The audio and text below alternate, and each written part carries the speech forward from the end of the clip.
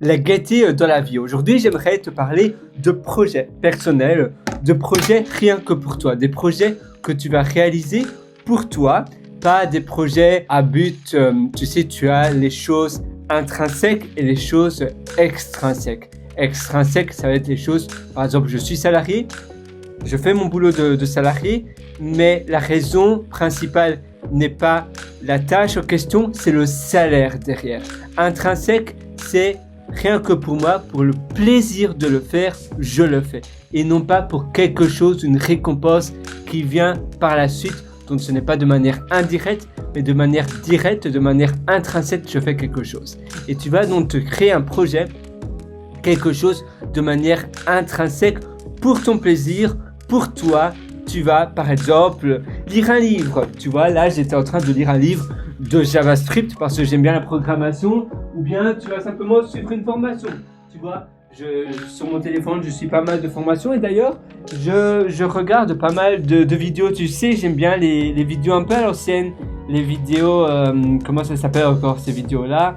C'est une ancienne chaîne de télévision, je pense, et ça s'appelait, si je ne me trompe pas, INA. Tu sais, INA, je pense que c'est Institution Nationale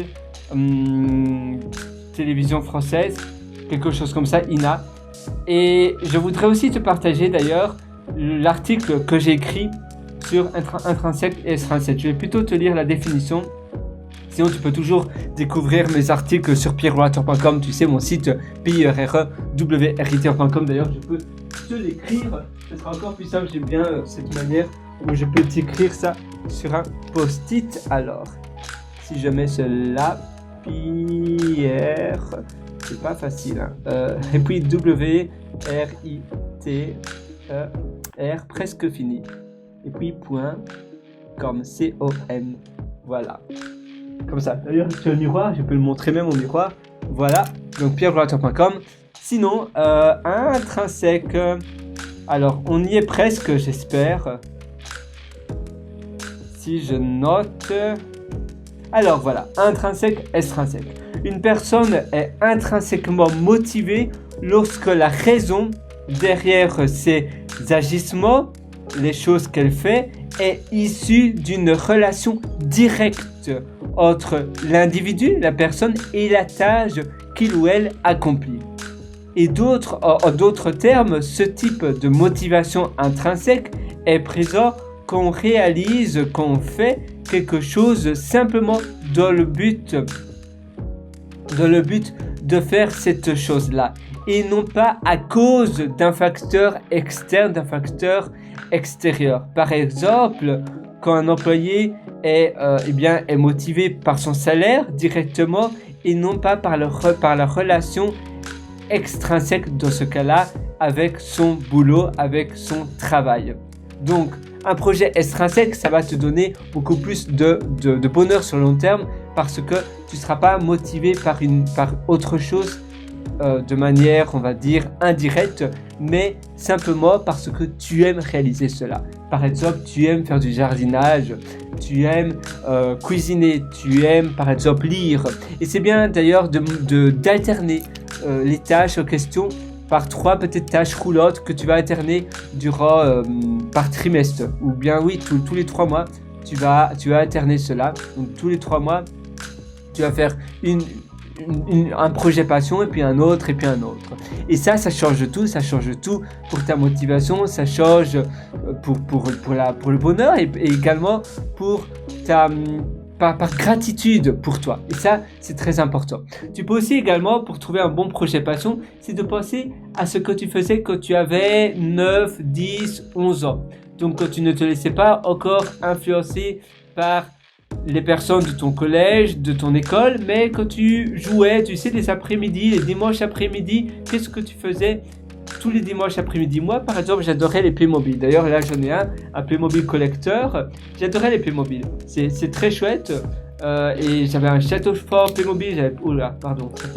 J'avais même été au parc Funky Park à Malte, le parc Playmobil.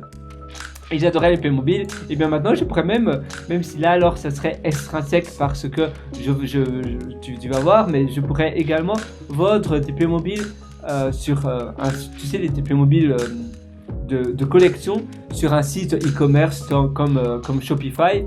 Et je pourrais donc vendre des Playmobil collecteurs que d'autres personnes se partageraient. Mais là, c'est intrinsèque parce que je serais motivé aussi en retour pour l'argent. Mais vu que c'est quelque chose que j'adore les Playmobil, je serais aussi motivé par cette passion par les Playmobil. Et donc ça serait intrinsèque également parce que j'adore tellement les Playmobil que je serais tout le temps à la guette de nouveaux Playmobil collecteurs, les Playmobil que maintenant on ne vend plus, les Playmobil des années 2000, des années 1990, 1980, etc. Et donc c'est quelque chose, c'est une passion intrinsèque qui est monétisable. Et ça, c'est aussi une bonne idée. C'est aussi une bonne chose. Je t'invite à trouver des passions, des choses qui te motivent, des choses qui te drive, des choses où tu te dis waouh, chouette. Par exemple, j'ai écrit un livre, tu vois, sur ma free write. Voilà. Et c'est chouette. J'aime bien écrire dessus, sur ma free write. C'est quelque chose d'assez sympa. Et toi, peut-être, tu préfères écrire sur ordinateur. C'est tout à fait, eh bien. C'est une décision tout à fait sage. Simplement pour moi, je préfère dépenser plus parce que je suis très sensible à la distraction. Quand je suis distrait, eh bien après, c'est très dur pour moi de revenir dans le flow, dans le flux de cette productivité. Donc pour moi, c'est très important de travailler dans le travail profond, dans le deep work. Et donc, j'estime que dépenser, même si la free write c'est quand même beaucoup trop cher, je trouve, mais j'estime que mon temps est beaucoup plus important. Et c'est vrai que quand tu perds du temps, tu perds vraiment de la vie. Je perds 2 heures à me laisser distraire sur des vidéos stupides sur internet au lieu de faire quelque chose qu'après je serai fier de moi. Eh bien, pour moi, je préfère alors acheter une free write et écrire des choses où après je serai fier. Et un challenge, tu sais, c'est un peu comme courir. Parfois, c'est un peu douloureux, c'est un peu challengeant. Mais une fois qu'on a terminé la course à pied, ou bien on a terminé les 20 km d'une ville ou les 50 km, on se sent fier, on se dit waouh, chouette.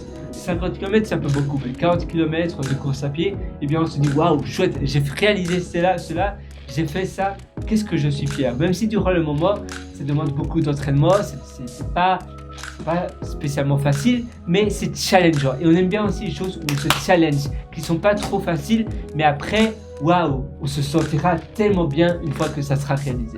Donc moi, je t'invite à penser à cela. Et sinon, tu peux toujours me rejoindre sur mon site pierrewriter.com, pierrewriter.com. Tu connais la chanson. Et là, d'ailleurs, je t'ai publié pas mal d'ateliers. Et tu as l'atelier Superhumain qui est disponible maintenant, tout de suite ou jamais, parce qu'après, je vais le retirer de ma plateforme. Donc, je te retrouve directement, dès maintenant, sur pierrewriter.com. C'est pierrewriter.com. Et moi, je te souhaite une excellente journée du fond du cœur. Ciao!